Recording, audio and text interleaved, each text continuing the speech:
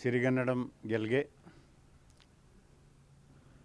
ನಾಳೆ 24 ಜನವರಿ ಹಾಗೂ ನಾಡಿದ್ದು 25-26 ಜನವರಿ 3 ದಿವಸಗಳ ಕಾಲ ಬೀದರ್ ಜಿಲ್ಲೆ ಜನತೆಗೆ ಒಂದು ವಿಶೇಷ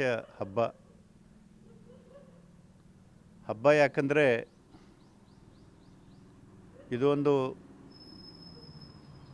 ವಿಶೇಷ ಹಬ್ಬ, ಜ್ಞಾನ ಕೊಡುವಂಥದ್ದು. ಯಾವುದೇ ವ್ಯಕ್ತಿಗೆ ಗೌರವ ಸಿಗಬೇಕಂದ್ರೆ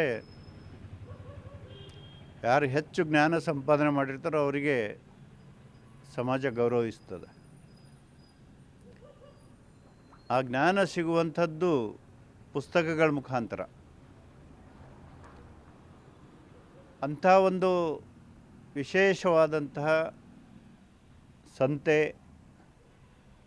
ಒಂದು ಪರಿಯಲ್ಲಿ ಒಂದು ರೀತಿಯಲ್ಲಿ ಅದೊಂದು ಸಾಹಿತ್ಯ ಸಮ್ಮೇಳನದ ರೀತಿಯಲ್ಲಿ ಹಲವಾರು ಜನ, ನೂರಾರು ಜನ ಸಾಹಿತ್ಯ ದಿಗ್ಗಜರು ಬೀದರ್ಗೆ ಬರ್ತಾ ಇದ್ದಾರೆ.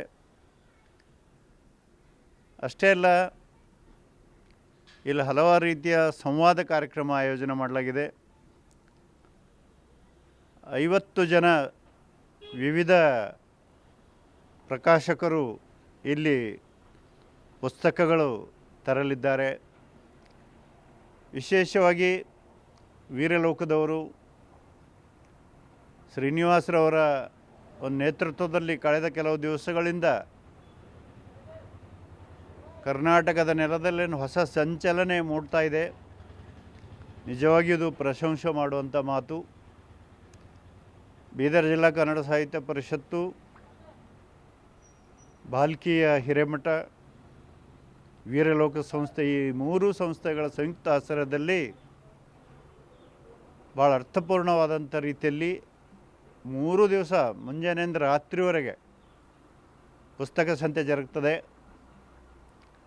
ಅದಕ್ಕೆ ಅದು ಯಶಸ್ವಿಗೆ ಬೀದರ್ ಜನರಿಗೆ ಒಂದು ಗೌರವ ಬರಬೇಕಂದ್ರೆ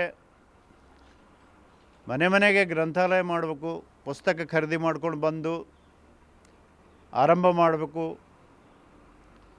ನಿಮ್ಮ ಅನುಕೂಲಕ್ಕೆ ತಕ್ಕಂಗೆ ನಿಮ್ಮ ಮಕ್ಕಳಿಗೆ ಕರೆದುಕೊಂಡು ಒಯ್ದು ಯಾವುದಾದ್ರೂ ರೀತಿಯಲ್ಲಿ ಹಲವಾರು ವೈವಿಧ್ಯಮಯವಾದ ಪುಸ್ತಕಗಳಿರ್ತಾವಲ್ಲಿ.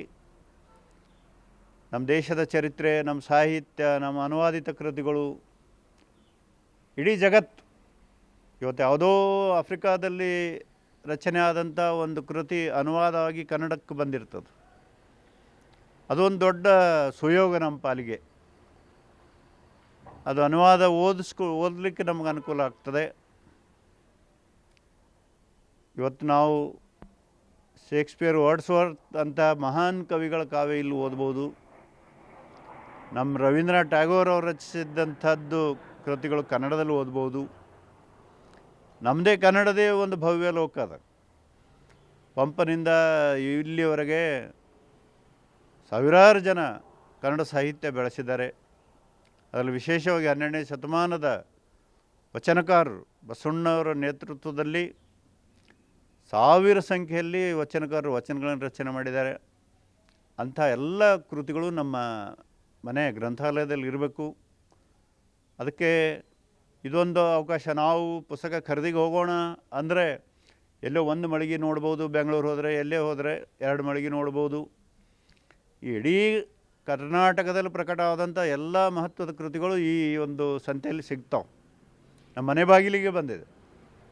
ಇದು ಸದುಪಯೋಗ ಪಡಿಸ್ಕೊಳ್ಳೋಕೆ ನಿಜವಾಗಿಯೂ ಭಾಳ ಕಳಕಳಿಯಿಂದ ಎಲ್ಲರೂ ಒಂದು 3 ದಿವಸ ಬೇರೆ ಎಲ್ಲ ಕೆಲಸ ಬದಿಗೊಟ್ಟು ತಮ್ಮ ಪರಿಚಯದವ್ರಿಗೆ ಹೇಳಿ ಎಷ್ಟು ಸಾಧ್ಯದೋ ಅಷ್ಟು ಜನರು ಹೆಚ್ಚು ಇದೊಂದು ಮಾರುಕಟ್ಟೆ ಆದರೆ ಪುಸ್ತಕ ರಚನೆ ಮಾಡಿದವರಿಗೆ, ಬರೆದವರಿಗೆ, ಅದರ ವ್ಯಾಪಾರ ಮಾಡೋರಿಗೆ ಎಲ್ಲರಿಗೂ ಒಂದು ಭಾಳ ಸಂತೋಷ ಸಿಗ್ತದೆ. ಮತ್ತು ನಾವು ಬೆಳಿತೇವೆ.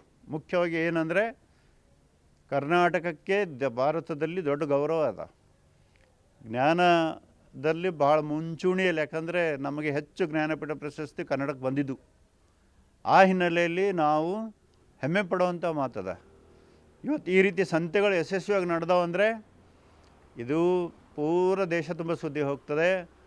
ಕರ್ನಾಟಕದಲ್ಲಿ, ಅದರಲ್ಲಿ ಮತ್ತು ಬೀದರ್ ಜಿಲ್ಲೆ ಬಸವಣ್ಣವರ ಕರ್ಮಭೂಮಿ, ಈ ಜಿಲ್ಲೆಯಲ್ಲಿ ಒಂದು 10 ಕೋಟಿ ರೂಪಾಯಿ ಪುಸ್ತಕ ಮಾರ್ಯಾವ ಅಂದರೆ ನಮಗೆ ಭಾಳ ಗೌರವ ಬರ್ತದೆ. ಆ ಕಾರಣಕ್ಕಾಗಿ ಸಾಧ್ಯವಾದಷ್ಟು ಇದೇನಂತ ದೊಡ್ಡ ಖರ್ಚು ಬೇಡೋದಿಲ್ಲ.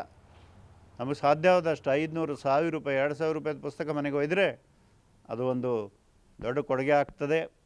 ಮತ್ತು ಶಾಲಾ ಕಾಲೇಜಿನವರು ತಮ್ಮ ಗ್ರಂಥಾಲಯಕ್ಕೆ ಅಲ್ಲಿ ಸಾಕಷ್ಟು ಅನುದಾನ ಇರ್ತದೆ, ಸರ್ಕಾರದ ಸಂಸ್ಥೆಗಳಲ್ಲಿರ್ತದೆ, ಪ್ರಾಥಮಿಕ ಶಾಲೆ ಪ್ರೌಢಶಾಲೆಗಳಲ್ಲಿ ಸರ್ಕಾರ ಅದಕ್ಕಾಗಿ ಹಣ ಇಡ್ತದೆ. ಅವರೆಲ್ಲರೂ ಆ ಹಣವನ್ನು ಬಳಸ್ಕೊಂಡು ಈ ದಿಕ್ಕಿನಲ್ಲಿ ದೊಡ್ಡ ಒಂದು ಏನು ಪ್ರಯತ್ನ ಪಡ್ತಾ ಇದ್ದಾರೆ ಈ 3 ಸಂಸ್ಥೆಗಳು, ಈ ಶ್ರೀನಿವಾಸ್ ಏನಿದ್ದಾರೆ ಅವರಿಗೆ ಮತ್ತು ಇಲ್ಲಿಯ ಕನ್ನಡ ಸಾಹಿತ್ಯ ಪರಿಷತ್ತಿಗೂ ಮತ್ತು ವಾಲ್ಮೀಕಿಯ ಪೂಜ್ಯರೇನು ಇದಕ್ಕೆಲ್ಲ ಏನು ಸಹಕಾರ ಕೊಡ್ತಾ ಇದ್ದಾರೆ, ಅವ್ರಿಗೆ ನಾವೆಲ್ಲರೂ ಸೇರಿ ಸಹಕಾರ ಕೊಡೋಣ, ಯಶಸ್ವಿಗೊಳಿಸೋಣ ಅನ್ನೋಂಥ ಮಾತನ್ನು ಹೇಳ್ತೇನೆ. ನಮಸ್ಕಾರ.